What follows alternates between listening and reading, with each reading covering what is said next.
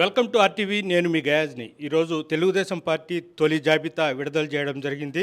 అయితే నెల్లూరు నుంచి పొంగూరు నారాయణ గారు, అదేవిధంగా నెల్లూరు రూరల్ నుంచి కోటంరెడ్డి శ్రీధర్ రెడ్డి, ఉదయగిరి నుంచి కాకర్ల సురేష్, అదేవిధంగా కావుల నుంచి కావ్య కృష్ణారెడ్డి, గూడూరు నుంచి సునీల్, అదేవిధంగా సూలూరుపేట నుంచి విజయశ్రీ ఈ పేర్లను ప్రకటించడం జరిగింది. అయితే ప్రస్తుతం మనతో అందుబాటులో మాజీ మంత్రి పొంగూరు నారాయణ గారు మనతో మాట్లాడుతారు. సార్ నమస్తే. సార్, ఎలా మీ పేరు ఈరోజు ప్రకటించారు, ఎలా ముందుకెళ్తారు? ఈరోజు తెలుగుదేశం పార్టీ అధినేత నారా చంద్రబాబు నాయుడు గారు, అదేవిధంగా జనసేన పార్టీ అధినేత పవన్ కళ్యాణ్ గారు కలిసి కొన్ని సీట్లకి యాక్చువల్గా క్యాండిడేట్స్ని ప్రకటించడం జరిగిందండి. తెలుగుదేశం అయితే 94 మందిని, అదేవిధంగా జనసేన అయితే 5 మందిని ప్రకటించారు. అయితే అనేక రకాలైన డిఫరెంట్ కాంబినేషన్స్, వర్గాలన్నీ అందరినీ సంతృప్తిపరిచేటట్టుగా యాక్చువల్గా ఈ లిస్టు ప్రకటించారు. నెల్లూరు ఉమ్మడి జిల్లాలో అయితే 6 మందిని ప్రకటించారు. ఖచ్చితంగా నెల్లూరు ఉమ్మడి జిల్లాలో 10 సీట్లకు 10 సీట్లు ఈసారి తెలుగుదేశం గెలుచుకుంటుంది. అంతేకాకుండా నెల్లూరు ఎంపీ సీట్ను కూడా ఈసారి తెలుగుదేశం గెలుచుకోవచ్చు జరుగుతుంది. సార్, మీరు ఎమ్మెల్సీగా ప్రత్యక్ష రాజకీయాలు లేనప్పుడు ఎమ్మెల్సీగా మంత్రిగా ఎన్నో అభివృద్ధి కార్యక్రమాలు చేపట్టారు. తర్వాత 2019లో ఓటమి చెవి చూశారు. నెక్స్ట్ మీరు మీ ప్రభుత్వం మళ్ళీ రాష్ట్రంలో వచ్చే అవకాశాలు ఉన్నాయా? మళ్ళీ మీ ఏ ధీమాతో ఉన్నారు? ఈరోజు ఈ రాష్ట్రంలో అరాచక పాలన జరుగుతుంది, ప్రజాస్వామ్యం లేదనేది ఏ నోటి బట్టి వింటున్నామండి. ఎవరైనా ఈ రాష్ట్రం కాదు, పక్క రాష్ట్రాల్లో కూడా ఏం డిస్కస్ చేసుకుంటున్నారంటే ఆంధ్రప్రదేశ్లో ప్రజాస్వామ్యం లేదు. ఇప్పుడు బ్రిటిష్ వాళ్ళు 200 సంవత్సరాలు పరిపాలించారు. వాళ్ళు ఏకదాటిగా పరిపాలించారు డిక్టేటర్షిప్తో.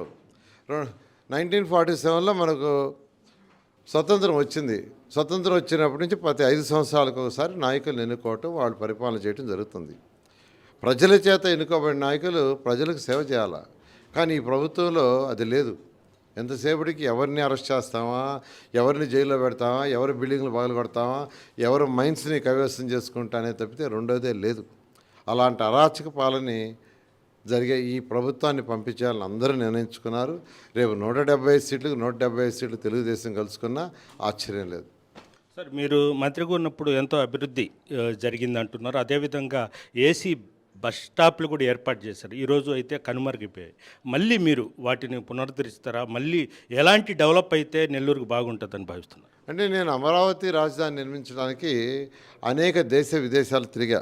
రష్యా కావచ్చు, చైనా కావచ్చు, జపాన్ కావచ్చు, అష్కాబాద్ కావచ్చు, సింగపూర్ కావచ్చు, ఇలా అనేక దేశ విదేశాలు తిరిగి అక్కడ స్టడీ చేసిన తర్వాత అటువంటి మన రాష్ట్రంలో కూడా ఎందుకు ఉండకూడదు, మన నెల్లూరు జిల్లాలో ఎందుకు ఉండకూడదు, నెల్లూరు నగరంలో ఎందుకు ఉండకూడదని ఆ రోజు ముఖ్యమంత్రిగా ఉన్న నారా చంద్రబాబు నాయుడు స్పెషల్గా ఫండ్స్ కొని తెచ్చి 5,208 కోట్లతో నెల్లూరులో అనేక ప్రాజెక్టులు టేకప్ చేసాం. 90% ఆల్మోస్ట్ పూర్తయినాయి.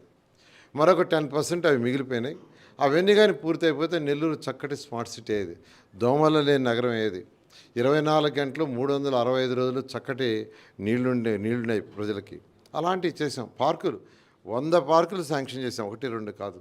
ఎందుకంటే ప్రజలు ఈవినింగ్ అయితే పిల్లలు కానీ పెద్దవాళ్ళు కానీ చక్కగా పార్కులలో ఇరిగిపోయి పిల్లలు ఆడుకోవటం అవన్నీ జరుగుతున్నాయి. ఇవన్నీ చేసాం. ఖచ్చితంగా 2024లో తెలుగుదేశం ప్రభుత్వం ఇవన్నీ కంప్లీట్ చేస్తూ పేదలు నిరుపేదలు ఎవరైతే ఉన్నారో వాళ్ళ యొక్క ఆర్థిక స్థితి పెరిగేదానికి అనేక ప్రాజెక్టులు తీసుకురావడం జరుగుతుంది. సార్, అదేవిధంగా నెల్లూరు జిల్లాలో నెల్లూరులో సైతం సంచార జాతులు చాలా ఉన్నాయి.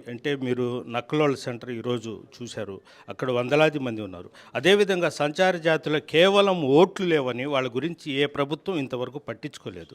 మీరు ఈరోజు ఆ ప్రాంతానికి పోయారు. మీ ప్రభుత్వం వస్తే అలాంటి సంచార జాతులకు ఎలాంటి భరోసా ఇస్తారు? ఖచ్చితంగానండి. ఈరోజు యాక్చువల్గా నేను ఇప్పుడు పెన్నా రివర్ కట్ట కానీ, జాఫర్ కెనాల్ కట్ట కానీ, అదేవిధంగా సరేపల్లి కాలువ కట్ట ఇక్కడ యాక్చువల్గా ఎక్కువ తిరిగా. ఎందుకు తిరిగానంటే అక్కడ ఎక్కువగా పేదలు నిరుపేదలు, ఎక్కువగా పాసి పని చేసుకునేవాళ్ళు, ఆటోలు, చిన్న చిన్న కూలీలు, బేల్దార్ కూలీలు, లేదా ప్లంబరు, ఎలక్ట్రీషియను, ఇలాంటి వాళ్ళు ఎక్కువగా ఉన్నారు, కార్పెంటర్లు.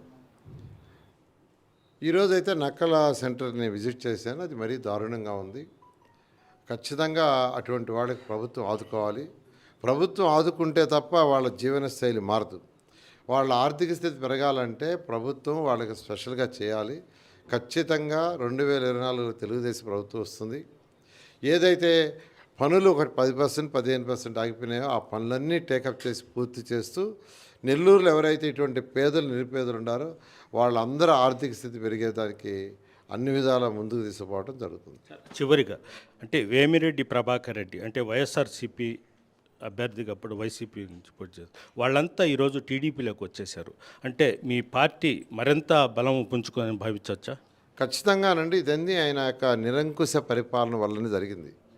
ఎవరైనా రాజకీయాల్లోకి వచ్చిన వాళ్ళందరూ డబ్బులు సంపాదించుకోవడానికి వస్తారనేది తప్పండి. ఇప్పుడు నేనున్నాను, నాకేం డబ్బులు అవసరం లే. నాకు డబ్బులు కావాల్సింటే బిజినెస్లు బ్రహ్మాండంగా ఉన్నాయి, అటు చేసుకుంటే వస్తాయి. అదేవిధంగా ఈరోజు వేమిరెడ్డి ప్రభాకర్ రెడ్డి తీసుకుంటే ఆయన డబ్బులు అవసరం లేదు. ఆయన సౌత్ ఆఫ్రికా అనేక దేశాల్లో అనేక రాష్ట్రాల్లో మైన్స్ ఉన్నాయి, బోలెడంత డబ్బులు ఉన్నాయి. ఆయన కేవలం ఆ పార్టీకి రిజైన్ చేసింది ఒకటే కారణం, నాకు అదే చెప్పాడు, గౌరవం లేదు. గౌరవం లేని దగ్గర మనకెందుకు? గౌరవం ఇస్తే మనం ఉంటాం, గౌరవం లేదు మన దగ్గర. అందుకని ఈరోజు ఆ పార్టీలో ఎంతోమంది విడిపోవటానికి ఒక్కటే కారణం, వైఎస్ జగన్మోహన్ రెడ్డి గారి యొక్క నిరంకుశ పరిపాలన. ఆయన మైండ్ ఎంతసేపటికి ఎవరిని అరెస్ట్ చేస్తామా, ఎవరిని జైల్లో పెడతామా, ఏ బిల్డింగ్ పగలగొడతామా, ఏ మైన్స్ కేసు, అందుకనే బయటకు వచ్చామన్నారు. ఎంతోమంది వచ్చారు, ఇంకా కూడా వచ్చేవాళ్ళు ఉన్నారు. ఖచ్చితంగా ఈసారి నెల్లూరు ఎంపీ సీటు గెలుచుకోవడం జరుగుతుంది. ఇది పరిస్థితి. వైఎస్ఆర్ పార్టీలో నిరంకుశ పాలన కొనసాగుతుంది. అదే రాబోయే 2024లో ఖచ్చితంగా రాష్ట్రంలో తెలుగుదేశం పార్టీ గెలుస్తుందని కూడా నారాయణ ఆశాభావం వ్యక్తపరుస్తున్నారు. వీడియో ప్రదీప్తో గయాజ్ RTV నెల్లూరు నుంచి. మరిన్ని వీడియోస్ కోసం ఛానల్ ని సబ్స్క్రైబ్ చేయండి, లేటెస్ట్ అప్డేట్స్ కోసం వాట్సాప్ ఛానల్ ని ఫాలో చేయండి అండ్ లింక్ డిస్క్రిప్షన్ లో ఉంది.